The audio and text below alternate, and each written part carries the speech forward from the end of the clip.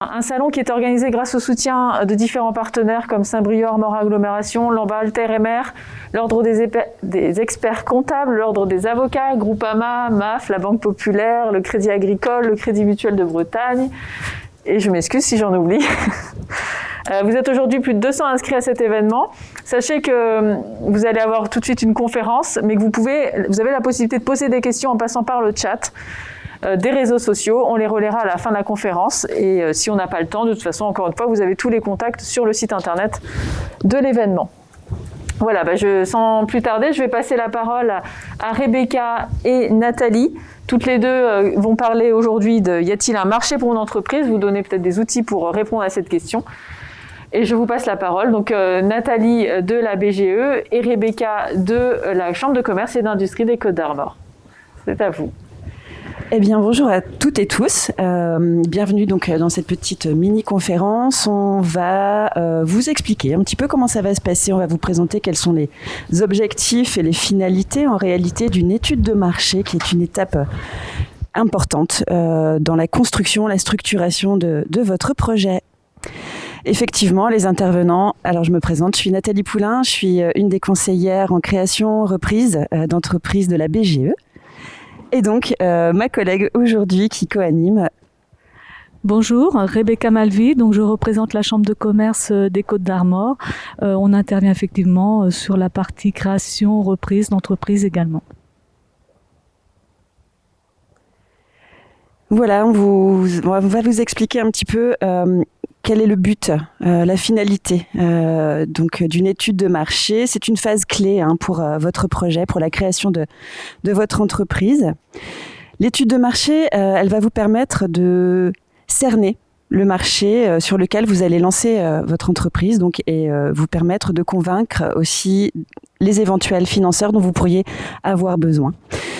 Donc effectivement, la finalité, c'est de créer une entreprise totalement florissante et qui vous permettra un épanouissement personnel et professionnel et qui répondra aussi à vos attentes financières, bien sûr. Il s'agit de vérifier tout cela. C'est un questionnement, effectivement, au cœur de l'étude globale de votre projet. Il s'agit d'une des étapes dans la construction, la structuration de ce projet. C'est une étape, effectivement, qui est centrale, mais qui est en lien avec d'autres sujets de préoccupation. Comment vous devez vous y prendre ? Eh bien, en fait, il s'agirait de réaliser une photographie générale de votre marché. Il vous faudra des données fiables et donc il faudra aller les chercher afin de déterminer avec précision ce que vous vendrez, produit ou service, ou service d'ailleurs, à qui vous le vendrez, à quel prix, où, comment, enfin voilà. Il s'agira vraiment d'aller chercher des réponses sur ces questionnements. Cette étape vous conduira aussi, et c'est important, à identifier tous les acteurs qui auront une influence, les acteurs et les facteurs qui auront une influence donc sur votre activité. Pour qu'une étude de marché soit efficace, il faut respecter une démarche ordonnée et structurée et répondre à des questions majeures, des sujets majeurs comme quel est le marché, quelle est l'offre, la demande, la concurrence aussi, et quel est aussi l'environnement dans lequel va évoluer votre projet.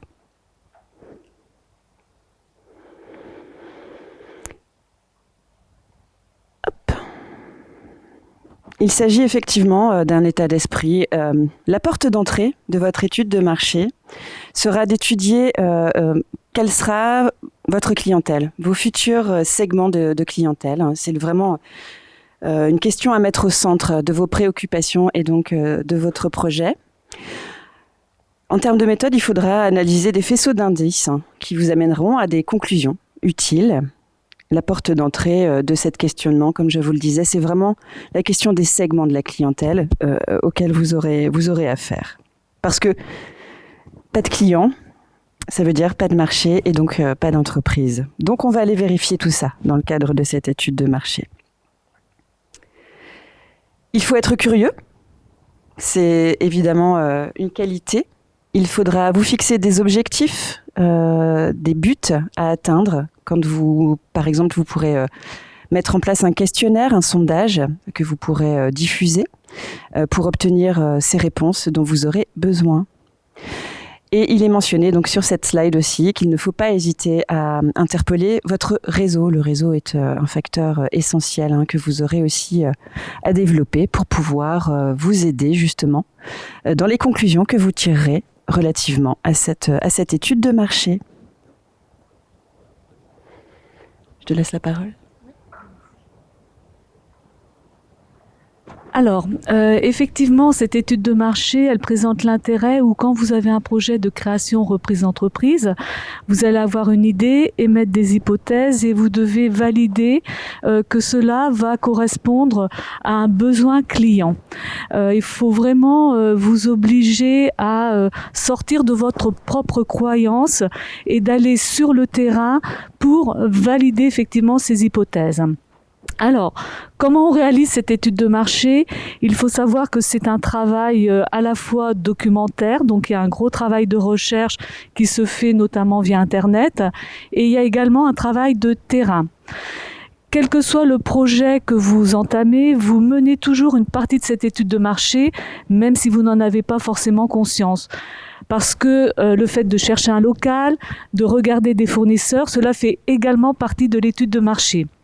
Il y a certains aspects que l'on va regarder un petit peu moins et aujourd'hui c'est vrai qu'on va un petit peu plus axer les informations sur ce sur quoi vous êtes moins à l'aise.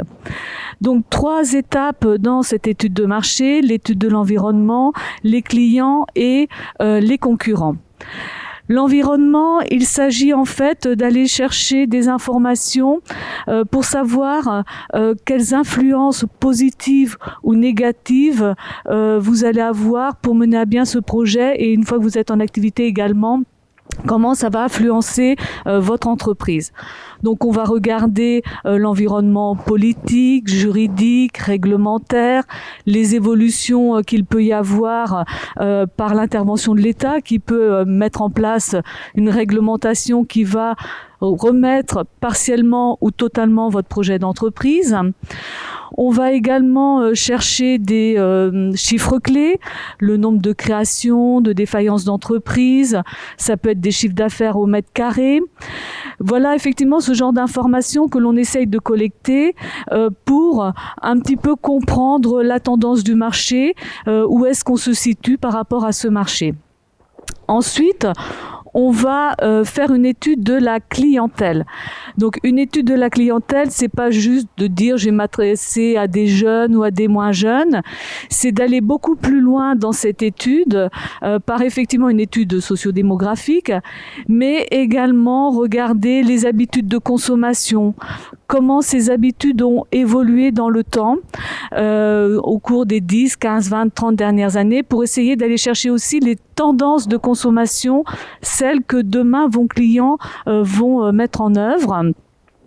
Et l'idée de comprendre vos clients, c'est de pouvoir adapter votre offre de services ou de produits à cette clientèle. Il ne s'agit pas de créer une entreprise pour vous faire plaisir, c'est bien de trouver votre marché, vos propres clients. Et troisième étape dans cette étude de marché, c'est l'étude des concurrents. Et là, on ne se contente pas de dire j'ai 3 concurrents sur ma zone de chalandise. C'est de faire une étude poussée de ces concurrents en comprenant la concurrence directe, c'est-à-dire celle qui va répondre aux mêmes besoins par le même produit que vous, et surtout votre concurrence indirecte qui va répondre aux mêmes besoins mais avec une offre de services ou de produits différente. Et ce sont ceux-là qu'il faut aller chercher parce que souvent on ne les a pas bien identifiés. Et dans ces concurrents, on va regarder où ils sont, leur positionnement offre de services, offre de produits, les tarifs pratiqués, l'emplacement, comment ils communiquent, le nombre de mètres carrés pour la surface commerciale, vraiment toutes les informations qui concernent ces concurrents. L'objectif de cette étude, c'est de pouvoir trouver une différenciation dans votre offre de services ou de produits. C'est quoi votre proposition de valeur ? Qu'est-ce qui fait que moi, client, demain, je vais venir chez vous plutôt que d'aller chez la concurrence ?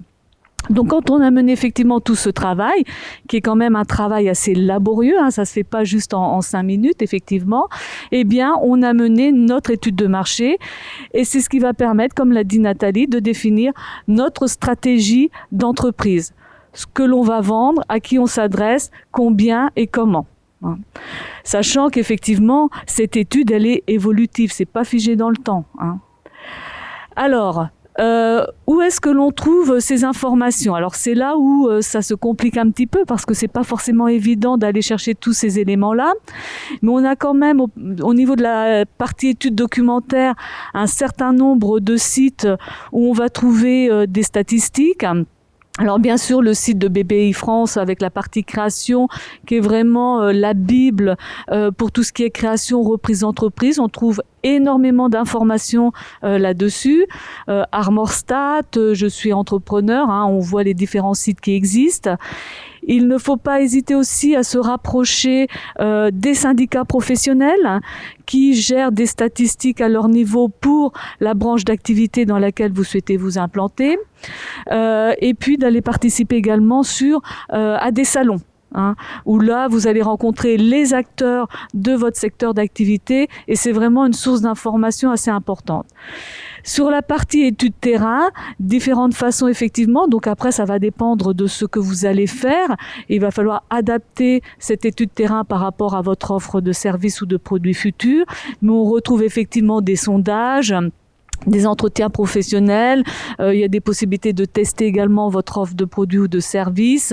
On va faire cette étude concurrence où, alors c'est un peu basique, mais on se met face au local et puis on regarde un peu la clientèle, le nombre qui rentre. Il y en a qui ont même des compteurs, ils comptent le nombre de personnes qui rentrent, le nombre de personnes qui sortent avec un achat. Voilà, il y a effectivement différentes techniques qui permettent de mener à bien cette étude terrain également. Donc on s'aperçoit quand même que c'est un travail assez laborieux et si vraiment on veut la mener dans les règles de l'art, ça prend un petit peu de temps. L'avantage, si vous êtes issu du secteur d'activité, c'est qu'il y a déjà pas mal d'informations terrain qui vont effectivement vous être apportées de par votre expérience professionnelle. Je ne sais pas s'il y a des questions ou Nathalie, si tu veux ajouter quelque chose. Je crois que tu as été bien complète. Merci. Je te remercie. Mais oui, s'il y a des questions. Il n'y a pas de questions via le chat. Nous avons été suffisamment clairs. Alors, visiblement, il n'y a pas de questions sur le chat. Par contre, je vais en avoir quelques-unes. Donc, au niveau de la banque de gestion, comment est-ce qu'on peut rentrer en contact avec vous ? En fait, il s'agit donc de passer un petit coup de fil à mes collègues qui donc sont centralisés sur notre siège. Notre siège est à Guingamp. Nous avons un numéro de téléphone qu'on peut trouver sur le net, mais sur Internet, ok. Je peux aussi le transmettre immédiatement parce que je sens qu'il va y avoir des besoins très très vite et on est là pour ça. Vous pouvez donc nous joindre 02 96 21 17 75 et donc vous serez accueillis par mes collègues du back-office et bien sûr, on organisera tout ce qu'il faut pour pouvoir vous rencontrer rapidement. C'est vrai qu'il est important de pouvoir structurer vos projets et les acteurs autour de la création reprise d'entreprise. Nous sommes là pour ça, n'hésitez pas à nous contacter. Et on est sur de l'accompagnement individuel ? Absolument. Ok. À la carte individuelle, à la carte, et on a plusieurs possibilités de prestations selon l'étape dans laquelle vous êtes justement pour vous accompagner. Sur l'étude de marché dont vous parliez juste avant, oui. Est-ce que ça fait partie des modules que oui, on propose effectivement une prestation d'accompagnement à l'émergence du projet qui est assez précieuse justement quand on s'interroge en tous les cas sur est-ce que je suis fait pour entreprendre ou pas ? Donc, on a une prestation d'émergence de projet et on est là pour ça. Elle s'adresse aux demandeurs d'emploi et donc, pour pouvoir accéder à cette prestation et cet accompagnement, je vous invite à vous rapprocher de votre conseillère ou conseiller Pôle emploi puisqu'il s'agit d'obtenir une prescription pour pouvoir justement passer du temps, et ça vous sera accordé par cette relation avec Pôle emploi, passer du temps, vous interroger justement comme solution de retour à l'emploi, par l'entrepreneuriat. Et donc, vous êtes les bienvenus sur cette phase d'émergence de projet, effectivement. Et donc, l'étude de marché dont nous venons de vous parler fait partie intégrante des premières étapes, justement, quand on est en phase d'émergence de projet. Et on vous y accompagnera avec plaisir. Merci Nathalie. Et même question pour Rebecca. Comment est-ce qu'on rentre en contact avec vous à la Chambre de commerce et d'industrie ? Alors, le contact peut se faire soit en passant par l'accueil 02 96 78 62 00. Vous m'impressionnez toutes les deux. Vous connaissez le numéro par cœur. On connaît. Bravo. Ou via notre site internet, puisqu'on va retrouver l'ensemble de notre offre d'accompagnement, que ce soit en individuel ou en collectif, avec des réunions collectives sur différentes thématiques qui couvrent toutes celles qui concernent le monde de l'entreprise. Donc sur inscription en ligne, effectivement. Voilà effectivement le point d'entrée au niveau de la Chambre de commerce et d'industrie. Et sur la thématique spécifique de l'étude de marché traitée tout de suite, est-ce qu'il y a des modules particuliers, des choses proposées par la Chambre de commerce et d'industrie, ou alors peut-être qu'éventuellement vous vous reposez aussi sur des partenaires extérieurs ? Alors concernant l'étude de marché, donc on a une offre étude d'implantation qui va s'adresser plutôt pour les personnes qui souhaitent installer un magasin physique. Sinon, c'est vrai que nous, au niveau de l'accompagnement, on n'est pas sur l'émergence. Il faut que la personne ait quand même un peu une idée de ce qu'elle veut faire au niveau de l'activité. On ne réalise pas sinon les études de marché, mais c'est dans le cadre de l'accompagnement individuel où on va travailler ensemble sur les axes de recherche, une relecture du plan d'affaires, et on a un atelier par contre un peu plus spécifique sur le modèle économique qui fait partie intégrante effectivement du plan d'affaires et de l'étude de marché. Voilà donc plutôt la façon de travailler effectivement. Un projet d'entreprise, il appartient au porteur de projet, pas à la personne qui accompagne. Donc c'est vraiment un travail qui, à mon sens, doit être mené par le porteur de projet pour qu'il prenne vraiment la notion de tout ce que ça implique derrière et qu'il puisse faire des choix derrière. Donc s'il n'est pas confronté à cette étude de marché, il ne sera pas en mesure de faire ses choix. Et ce n'est pas nous, accompagnateurs, qui pouvons les faire pour lui. Donc si je comprends bien, vous allez accompagner le porteur de projet avec différents outils, que ce soit individuel ou collectif. Oui. Ne pas faire à sa place. Non. D'accord, c'est bien le porteur de projet qui porte le projet. Et donc, voilà, je ne sais pas, Nathalie, j'ai l'impression que vous vouliez compléter. Oui, simplement, effectivement, je valide ce que dit effectivement Rebecca. Est-ce que vous venez de confirmer l'intérêt est réellement pour le porteur de projet de s'emparer lui-même donc de cette question, puisque il va pouvoir ensuite dégager toute sa stratégie commerciale et plus globalement sa stratégie d'entreprise. Donc là où on intervient, effectivement, c'est dans la transmission d'outils et de méthodologies pour la mener. Et c'est ça qui est important. Dans cet accompagnement, effectivement, nous ne faisons pas à la place d'eux, ça n'a aucun intérêt, mais par contre, ce que l'on fournit, ce sont des outils et de la méthodologie pour vous emparer de cette question. Des outils et du support régulier, bien sûr. Travail de fond que réalise le porteur de projet. Alors, entre-temps, ça a sollicité quelques questions au niveau des participants. Alors, une première question de Michel, qui demande si les porteurs de projet sont accompagnés sur le terrain dans la réalisation de l'étude de marché, du coup, j'imagine. Et une deuxième question de Michel, auriez-vous des supports pour la réalisation d'études de marché ? Alors, des supports, je pense, j'imagine des noms à donner, je ne suis pas sûre que ce soit bien ça. Mais bon, deux questions. Sommes-nous accompagnés sur le terrain ? Et ensuite, est-ce que vous avez des préconisations d'intervenants pour l'étude de marché ? Je ne suis pas sûre de bien comprendre la question de Michel, mais j'espère que... Non, effectivement, l'accompagnement sur le terrain, voilà, c'est vrai que c'est pas l'idée. Après, j'imagine que si ça peut être nécessaire, bien sûr, mais c'est tout notre art d'accompagner. On est capable aussi de s'adapter. Mais l'idée n'est pas, d'accompagner le porteur de projet sur le terrain. C'est bel et bien à lui de s'emparer de cette question. Okay. On est là en support. On est là vraiment pour, justement, que ce soit dans le cadre de l'accompagnement individuel que l'on propose ou des ateliers collectifs, parce que c'est aussi sur cette modalité-là qu'on va travailler. En tous les cas, on est effectivement là en fonction support et en transmission des outils. Peut-être que c'était la deuxième question de Michel. Oui, peut-être, ouais. Des outils existent pour vous aider dans cette structuration, effectivement. Je ne sais pas si Rebecca, tu veux compléter ou...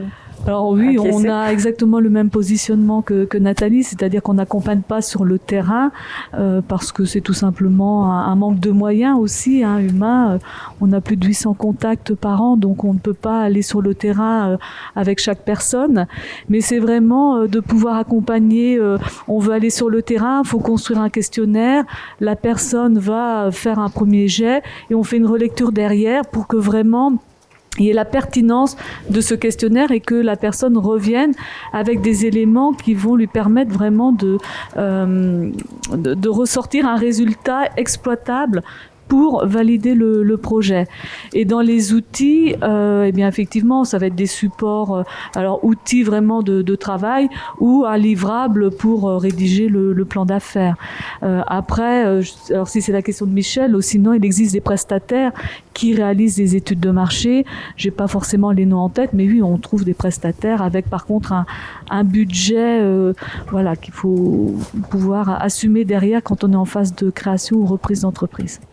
Merci. Alors une question de Karen, je pense que c'est par rapport aux différents modules que vous avez pu présenter, des modules collectifs, qui demande si est-ce qu'on peut suivre un seul jour. Un seul jour. Alors, un seul atelier. Donc en fait, on a, alors comme ça de tête, une quinzaine d'ateliers. Effectivement, on choisit à la carte de tous les suivre ou d'en faire un seul. Là, c'est au cas par cas. Oui, effectivement, on est capable d'adapter le parcours aux besoins. Non, on est capable d'adapter le parcours, en effet. Oui. Une dernière question d'Arnaud, assez précise aussi sur l'étude de marché bien spécifiquement.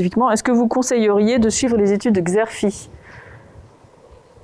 Alors, les études de Xerfi, oui, ça donne des informations. Il faut regarder... Alors peut-être juste, tu peux expliquer pour le public peut-être ce que c'est qu'une étude Xerfi. Alors, Xerfi, c'est un organisme qui réalise des études de marché. On peut trouver un premier niveau d'information gratuit et après, il réalise des études payantes. Sur des filières assez larges finalement. Oui, oui, voilà. Pas sur le projet spécifique évidemment, mais sur des filières déjà voilà. Donc, et puis après, ils peuvent faire des études à la carte. Donc, effectivement, si vous avez des informations récupérées via Xerfi, oui, ce sont des informations intéressantes. Après, il faut regarder de quand date cette étude et si c'est une étude nationale, il faut quand même penser à réadapter à une étude locale. Vous pensez bien que si elle est plutôt concentrée sur Paris, on n'a pas les mêmes modes de commercialisation dans les Côtes-d'Armor, donc il doit y avoir un niveau d'adaptation.